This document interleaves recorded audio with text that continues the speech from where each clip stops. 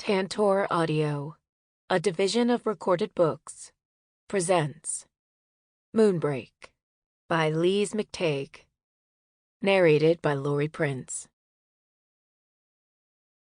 Chapter 1. You? Cassidy stared at the ghost who grinned at her from the plushest office chair the world had ever seen. You're dead. Mary said you were dead.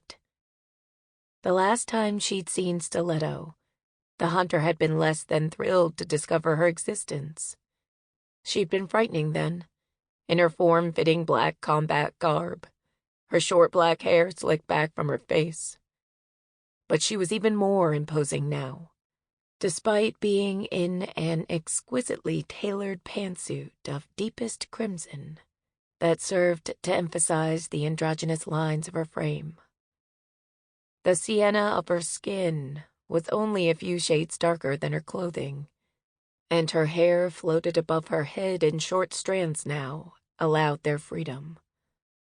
All of her considerable menace had been honed, distilled, then remade into this creature who was barely the right side of terrifying. It was a good thing Cassidy wasn't human anymore either. Stiletto's smile widened until Cassidy was certain it would split her face, her obsidian eyes glinting with malice.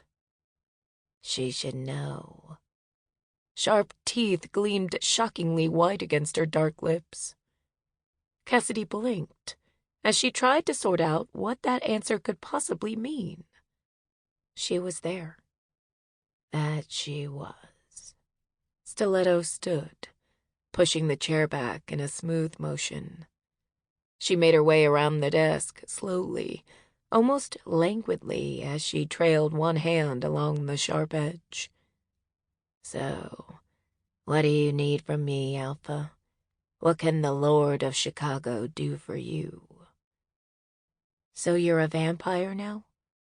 Cassidy stepped back, trying to keep out of Stiletto's reach, but she kept coming. Cassidy clenched her fist around the black canvas jacket she still carried. And you're the one who took over from Carla. You catch on quickly. The statement was faintly mocking, and Cassidy flushed.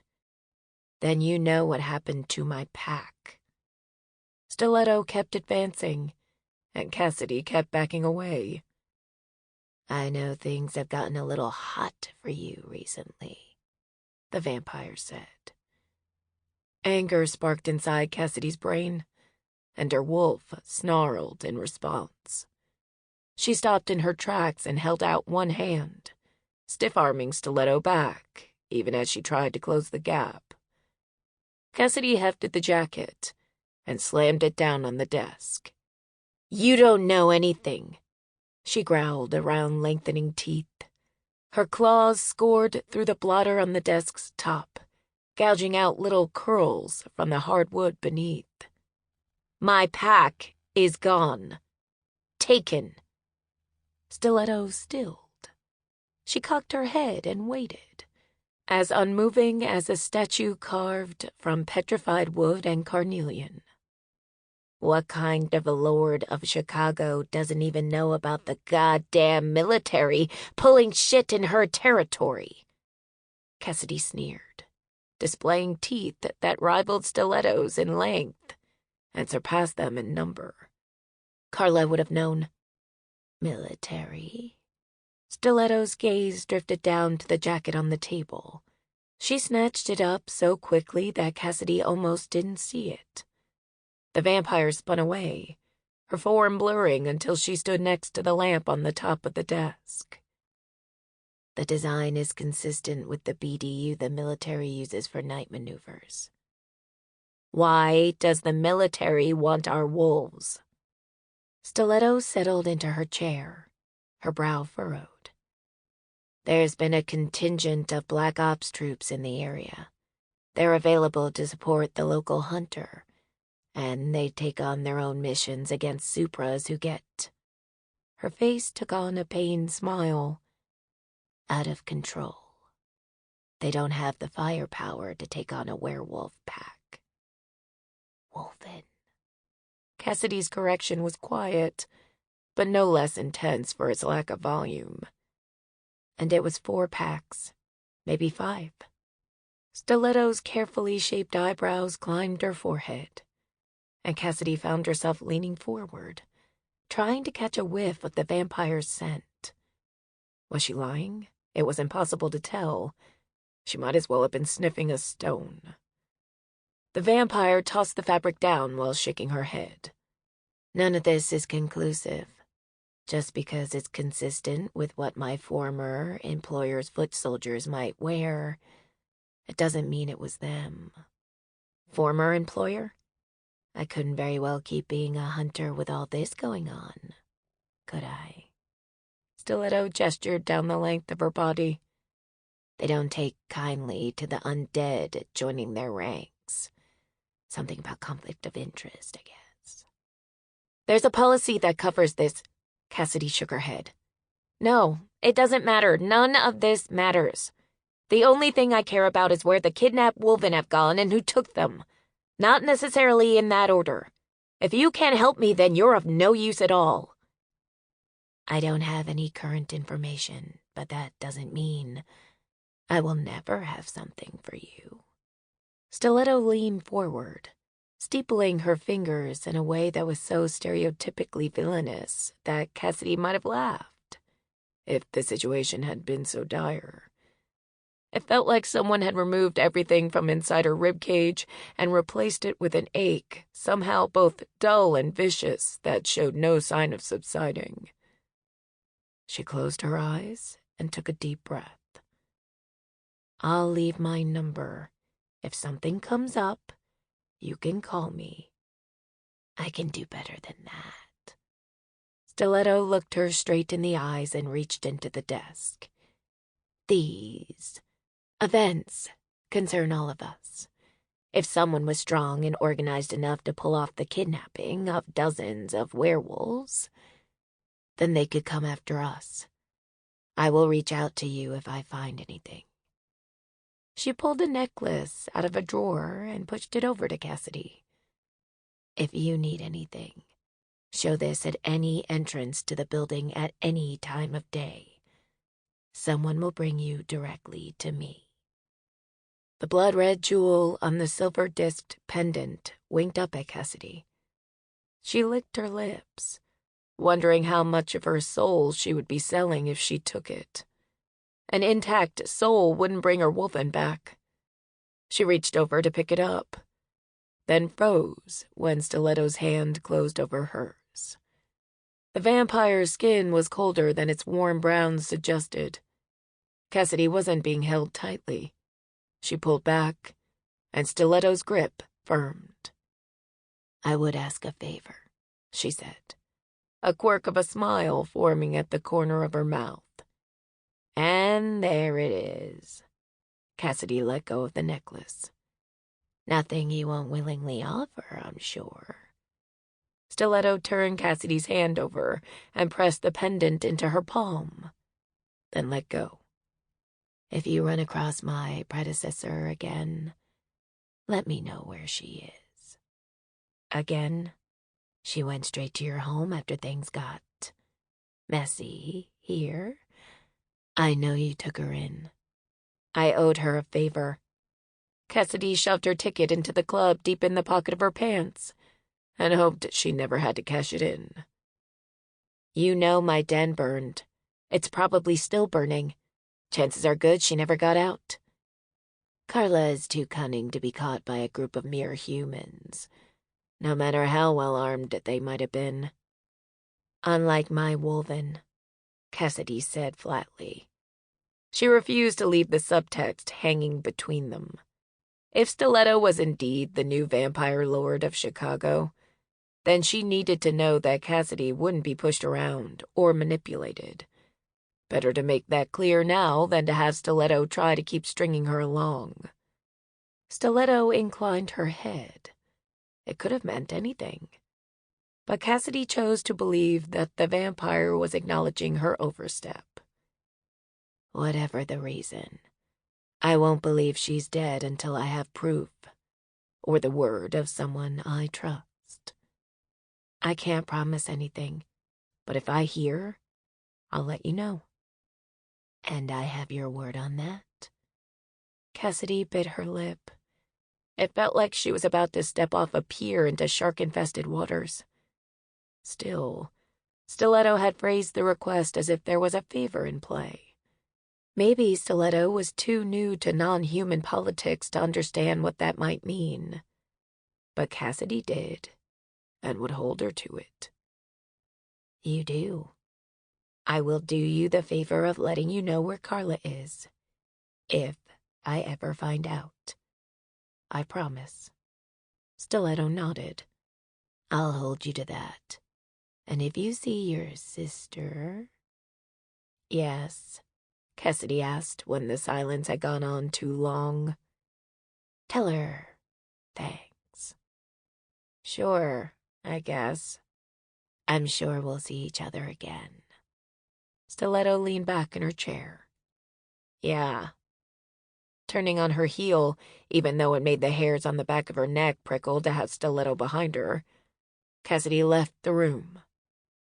The vampire greeting party had dispersed, and the hallway beyond the door to Carla's, no, Stiletto's, study was empty. A bass line thudded dully, the sound matching the rhythmic press of her brain against her skull. She'd gotten little from Stiletto, but had somehow given up much. How was that even possible?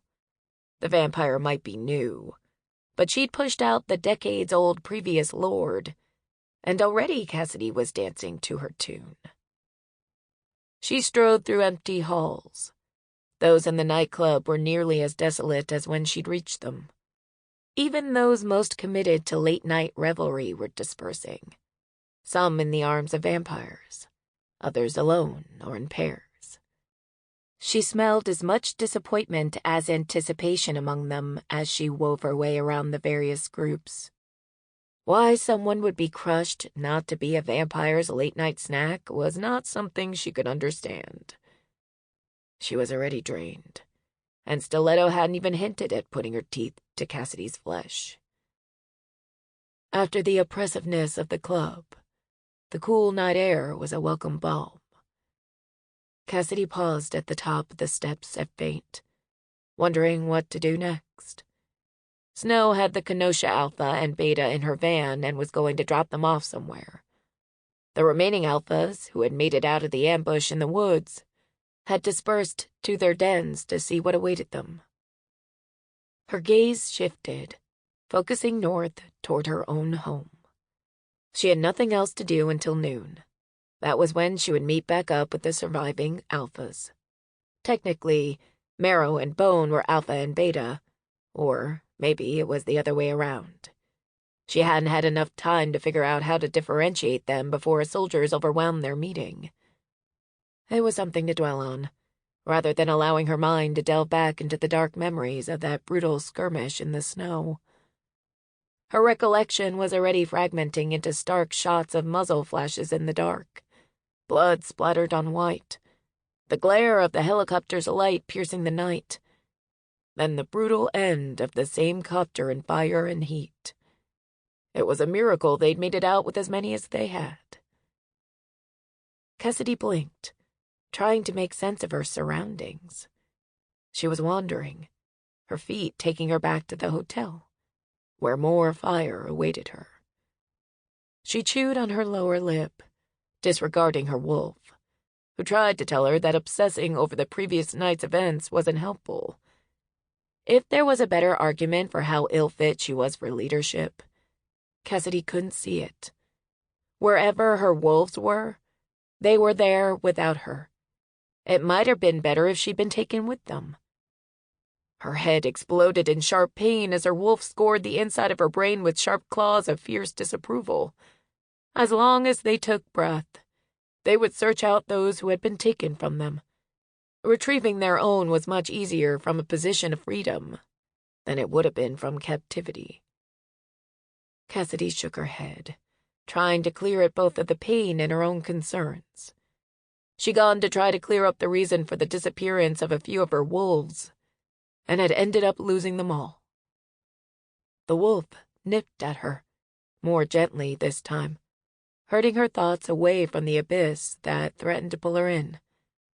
The adrenaline of the previous night had allowed her to coast, but now that she was alone, now that Snow wasn't there, it was a lot easier to be optimistic with the lone wolf around, to think that Snow had only been in her life a couple of weeks, and now Cassidy was lost without her. Oh, she'd fallen hard, far harder than she'd intended. She'd been told lone wolves were dangerous and never to be trusted. With no pack loyalty, their motives when they showed up in pack territory was questionable. What they wanted was to worm their way into a pack, any pack, but there had to be a good reason they weren't already in one. The members of the North Side Pack certainly clung to that belief, but they could be forgiven their suspicion. After all, a lone wolf had killed their previous alpha, then had taken over the pack, treating those wolven who hadn't been able to escape with cruelty and neglect. She shook her head. She hadn't met McTavish, which was just as well. Her wolf snarled inside her head. They would have taken him down if they'd ever crossed paths. Dean was another matter. The true former alpha had been beloved by all his wolves, who still felt his loss with a keenness that Cassidy wished she could blunt. Snow, most of all. As Dean's sister, she had the most reason to be angry at Cassidy for her bungling of the situation. Cassidy had truly proven what a fantastic successor she was to Dean. Her tongue curled at the bitterness of her sarcasm. Still, it wasn't a misplaced emotion. She'd managed to lose them all. Somehow, she still had Snow. That was something she could cling to. She wasn't part of the pack, but she'd put her neck out just as far as any of Cassidy's packmates. If she ever wanted a place in the pack, Cassidy would offer it to her. For now, she was going to have to settle for putting aside a place for Snow in her heart. The lone wolf might be amenable to that. She wasn't going to be into mating. Snow had no desire for physical intimacy. But she wasn't averse to cuddling. They gotten pretty cozy, and Cassidy could only hope that she wouldn't change her mind. Her feet took her across city streets lined with slumping piles of rotting snow. Every step took her closer to the remains of her den. The least she could do was witness the end of the place she'd called home since October. After that, she would meet up with the others and work on moving forward. She would allow herself to wallow until then. Chapter 2. The pale yellows and oranges of the rising sun were a marked contrast with the blackened bones of the building that had been her pack's den. The roof, where she'd posted up, did little to block her from the wind that whipped in off the lake. The night had been cold, and the day promised to be nearly as bad. It was fitting. Cassidy's fingers were warm with her own blood. The claws on their tips pierced her palms as she watched the firefighters roll up their hoses. Others toppled what remained of standing walls toward the center of the burned-out hulk. They would be dangerous if allowed to stand. Their stability stolen by the fire that had gutted them. Just as Cassidy had been gutted by the government forces who had robbed her of her pack. She smiled, lips stretching enough to crack dry skin. The thoughts were grim. They were melodramatic. She'd expected her wolf to reprimand her, to radiate silent displeasure or rake her claws along the underside of her skin. But the wolf was in complete agreement. She was all for wallowing now, though for how long she'd continue to permit it, Cassidy wasn't sure. Together they watched as the hotel was soaked and leveled, until nothing remained but smoldering ashes among the rubble. She checked the web of lights that represented the wolves she'd gathered to her. those in the pack, and those she didn't want to lose track of. Her own wolven were still accounted for, if far enough away that she couldn't determine in which direction they'd been taken. Rory's star was still gone. What the absence implied was worse than she wanted to contemplate. Rory was her sister's girlfriend. She and Mary Alice had gone on some trek to the north woods of Wisconsin at the behest of Mary's bosses. The same bosses who'd probably set the soldiers on them at the Alpha's meeting and who'd taken advantage of that same meeting to burn down her den and kidnap her wolves. Had the trip been a ruse to get Mary out of town? While Cassidy had still had contact with Rory's star, she could be assured that Mary was also alive. Now that it was gone, had the government attacked them too? Or was some other force involved? The whole situation was a wretched tangle. Her wolf whined. Couldn't they go back to wallowing in the misery of their own plight? Heat prickled the backs of her eyes. Cassidy squeezed her eyelids shut, but tears overflowed anyway. Hot tracks painted twin paths down her cheeks. They'd left things in such a bad place. Mary wasn't the one who had turned her, but her job had put Cassidy in the crosshairs when the rogue Alpha known as Mactague decided to use Cassidy to get back at her. Not only had Cassidy been turned into one of the wolven, but she'd also learned that Mary had been lying to her family about her life for the past 5 or more years. Mary was a hunter, a genetically engineered super soldier who took down rogue non-humans. Cassidy didn't know who she was anymore, only that Mary wasn't the person she'd thought. She'd lied and lied, living a double life for so long. Had she laughed about it, thinking how stupid her family was to fall for the deception? Family. There was no sign of her mom, either. For all Cassidy knew, the charred rubble was Sophia Nolan's grave. She could only hope her mom had gotten out. But if she'd survived, why hadn't she reached out to Cassidy? Her phone hadn't so much as twitched. Nearly everyone she cared about had been stripped away from her in the space of a few terrible hours. Cassidy should have turned her mom. That way, she would be on Cassidy's internal starscape. Then she might have known if Sophia was even alive. A gust of wind from behind her brought with it a thread of silver at the same time as Snow's star snapped into bright focus in her mind. Half the tension left her body in a rush. Her wolf leaped up inside her, tail wagging frantically as the aroma of the lone wolf encompassed her. Snow shook her head in equal parts relief and concern. I thought I might find you here. Isn't this dangerous? Cassidy sneaked a look back at her. The gold of the sun's rays illuminated the pale skin of her face in stark relief, darkening the shadows under her eyes and washing away the faint spray of freckles across her nose. Her unbound hair barely brushed the tops of her shoulders. The sun picked out lines of gold among the mousy blonde, turning the strands into a light curtain that obscured some of the pain in her gaze. She turned and held an arm out in a mute invitation to join her.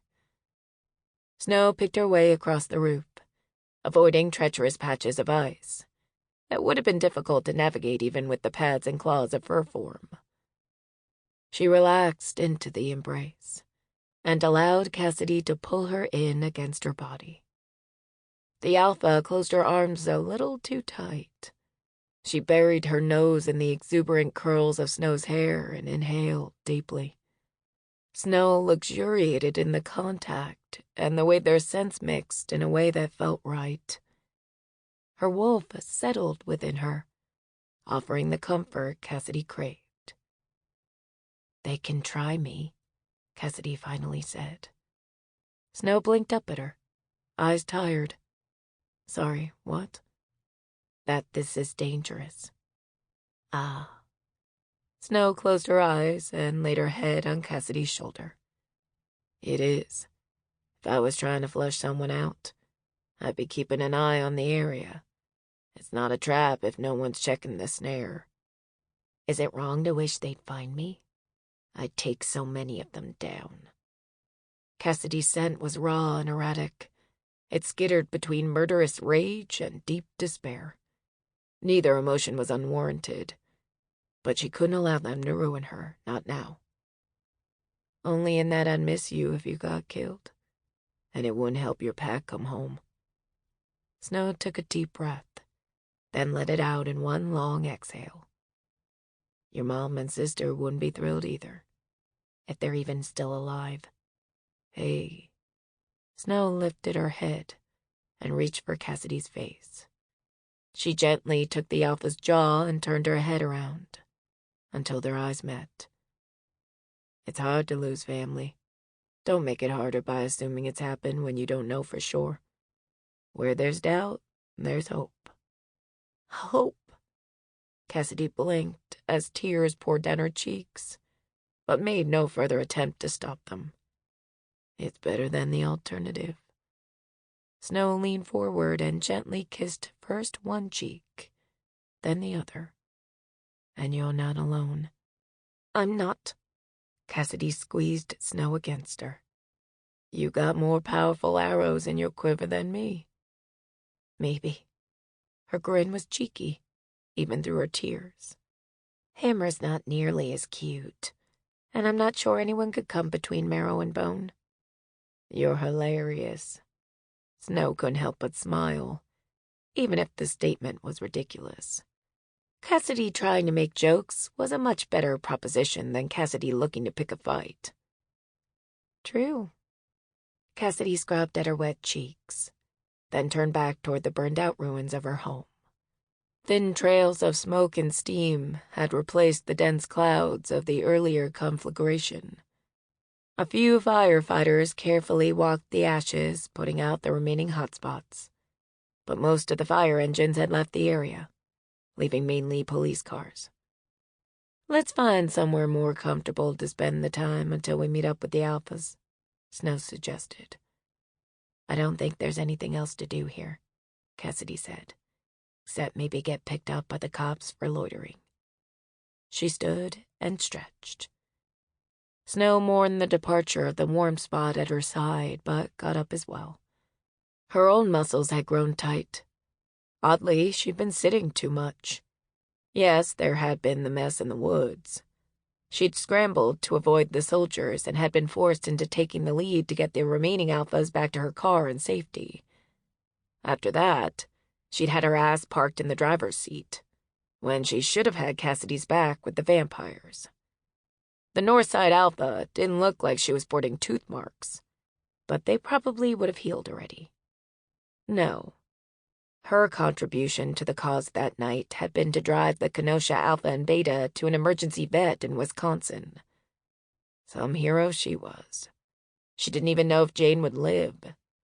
The Kenosha Beta hadn't fared well after being at Ground Zero when the helicopter exploded. Dale thought she might survive, but Snow had watched Wolven with injuries that bad slip away. How about a nap?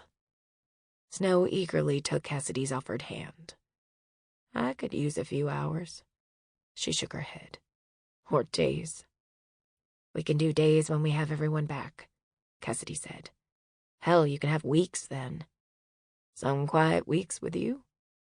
Surprised at the cozy warmth that flooded her chest at the suggestion, Snow looked over to be sure Cassidy was serious. At her nod, Snow grinned. I'd like that. Me too, Cassidy sighed. The van's that way. Snow pointed in the direction she'd parked. They would have a bit of a walk. Parking too close, especially with a vehicle as recognizable as her van, had seemed like a risky proposition.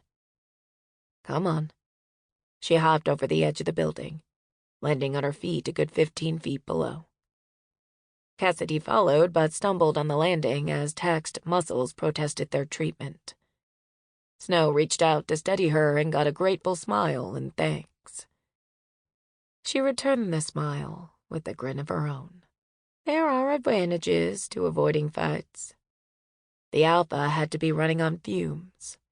Snow was fatigued enough, and she had Sample complete. Ready to continue?